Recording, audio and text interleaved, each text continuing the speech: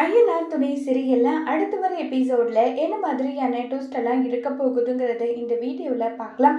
சோழனுக்கு காயத்ரி ஃபோன் மேலே ஃபோன் பண்ணிகிட்டே இருக்காங்க. இந்த விஷயம் நம்ம சோழனுக்கு கொஞ்சம் கூட பிடிக்கிறதே இல்லை. சோழன் ரொம்பவே கோவப்படுறாங்க. எதுக்காக தேவையில்லாமல் இவ ஃபோன் மேலே ஃபோன் பண்ணிகிட்டே இருக்கான்னு சொல்லிட்டு கோவப்பட்டு இப்போ காயத்ரி கிட்ட என்ன விஷயம் சொல்லுன்னு சொல்லிட்டு கேட்குறாங்க. எதுக்காக நீங்கள் ஃபோனை எடுக்க மாட்டேன்றீங்க? என்னை ஏன் அவாய்ட் பண்ணுறீங்க? பர்த்டே பார்ட்டியில் நீங்கள் என்னை மட்டும் தனியாக விட்டுட்டு போயிட்டீங்க. என்னுடைய ஃப்ரெண்ட்ஸுங்க எல்லாரும் எப்படி கிண்டல் பண்ணாங்க தெரியுமா? ஏன் இப்படி போனீங்க நல்லா சொல்லி கேட்டுட்டு இருக்காங்க.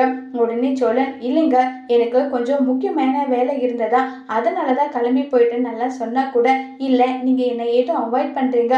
ஃபோன்ல பேசும்போது நல்லா பேசுறீங்க, பஸ் ஸ்டாண்ட்ல ரோட்ல பார்த்து பேசும்போது நல்லா பேசுறீங்க, இப்போ மட்டும் ஏன் என்கிட்ட நீங்க அவாய்ட் பண்றீங்க நல்லா சொல்லி கேட்குறாங்க. இதுக்கு மேல நம்ம பொறுத்துட்டு இருக்க முடியாதுன்னு சொல்லிட்டு, ஏங்க, நான் உங்ககிட்ட ஃப்ரெண்ட்லியா தான் பேசுறேன் பழகுறேன், நீங்க அதுக்குள்ள எதுக்காக உங்களுடைய ஃப்ரெண்ட்ஸ் கிட்ட எல்லாம் இவர் என்னுடைய லவ்வர்னு சொல்லிட்டு இன்ட்ரோ பண்றீங்க? இதுல என்ன இருக்கு? லவ்வர் தானே சொல்ல முடியும், வேற என்ன சொல்ல முடியும்னு சொல்லிட்டு கேட்குறாங்க. நான் லவ்வர் எல்லாம் கிடையாது, ஜஸ்ட் நான் உங்களை என்னுடைய ஃப்ரெண்டுன்னு மட்டும்தான் நான் சொல்றேனே தவிர வேற எதுவுமாவும் நான் சொன்னது கிடையாது. முதல்ல நீங்க அதை புரிஞ்சுக்கோங்க நல்லா சொல்லிட்டு ரொம்பவே வருத்தமா சொல்லிட்டு இருக்காங்க.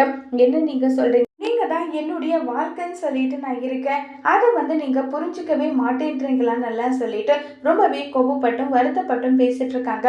இதை கேட்ட உடனே இப்ப நம்ம காயத்ரி சொன்னது எதுவுமே கேட்கறதே கிடையாது. காயத்ரி சொன்னதை கேட்காம ரொம்பவே கோபமா போனை கட் பண்ணி சோழன் சுவிட்ச் ஆஃப் பண்ணிடுறாங்க.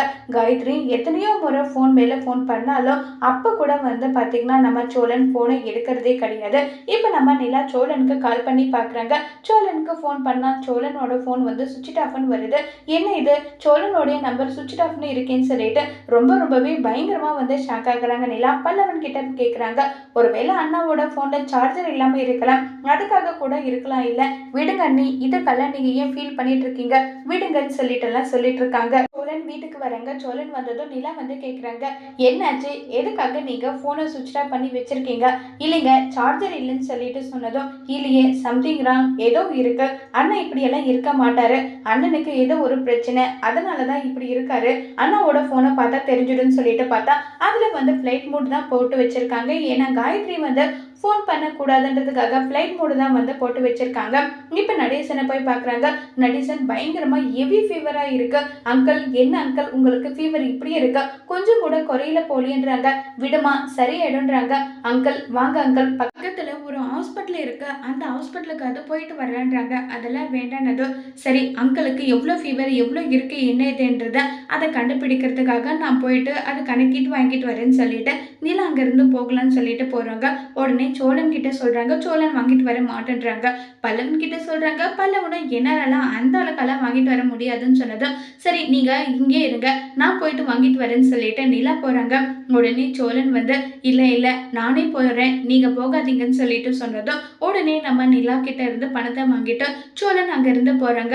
இப்ப பல்லவன் நிலா கிட்ட சொல்றாங்க, சோழன் அண்ணனுக்கு ஏதோ ஒரு பிரச்சனை, அதனாலதான் இப்படி முகத்தை வச்சிருக்காரு, அவரோட போன்ல சார்ஜர் எல்லாம் கூட இருக்கு பொய் சொல்லுது. ஆமா பல்லவா, இதெல்லாம் நல்லா நோட் பண்ணு, ஆனா படிக்க சொன்னா மட்டும் அதை பத்தி மட்டும் எதை பத்தி கவலைப்படாத, போய் வேலையை பாருன்னு சொல்லிட்டு அனுப்பிடுறாங்க.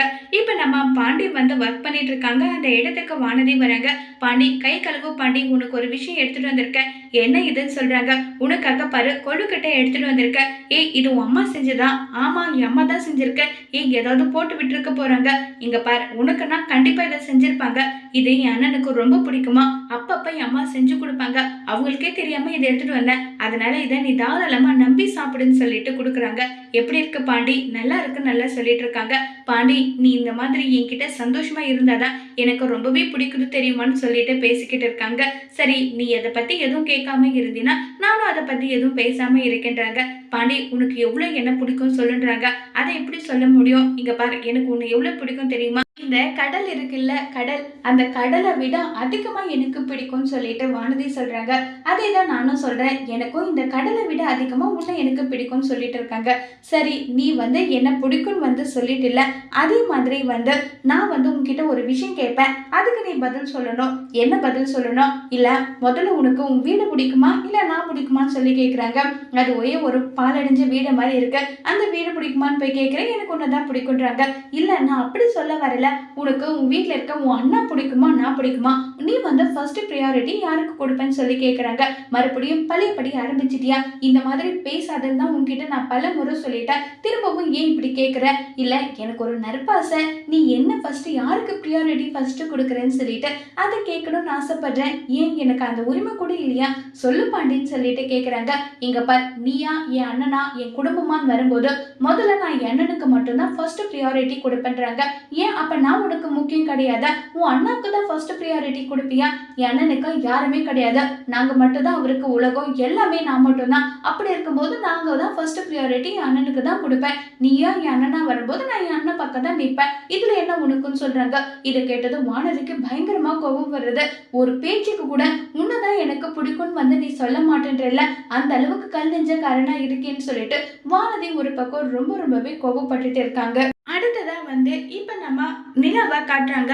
அங்கிள், உங்களுக்கு ஃபீவர் குறைஞ்சுதான்னு பாக்குறேன், இங்கே உட்காந்துட்டு இருக்கேன்னு சொல்லிட்டு நிலா வந்து பக்கத்திலேயே உட்காந்து நடேசனை பயங்கரமா கேர் பண்றாங்க.